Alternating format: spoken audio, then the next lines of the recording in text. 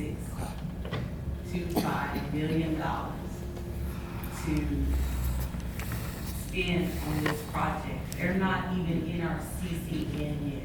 And because of this project, that's pushing them into our CCN. So why would we want to spend $5.625 million funding a project for a developer? I mean, the city shouldn't do that. I mean, we shouldn't set a precedence for other developers to come in and say, okay, give us money too, to do a development. All because we don't want a kid. And then burden our city probably with other debt that we would have to give to do this project. First of all, we're not setting a precedent. If the developer were to go forward with his, let's just go back to the PID, let's just back up to that.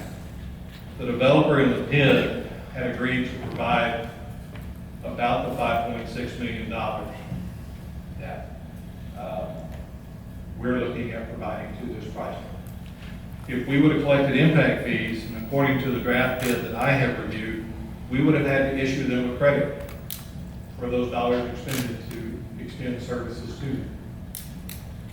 They would have not been part of the city, but they would have paid an assessment fee of 35 cents per hundred. So they're getting city services at 35 cents, for the rest of our citizens are paying 65. Are the rest of the citizens, or do you mean Great Hawk citizens? Now, I mean, the rest of the citizens of Forney that have the tax rate of 65 cents, this PID would have been right next to our city.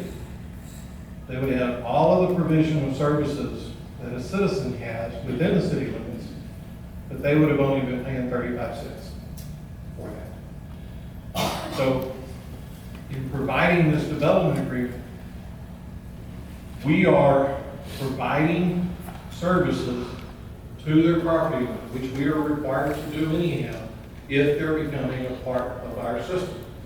Go back to the bid, they would have been requesting to leave the CCN of Markout anyhow. So all we're doing is following that same model.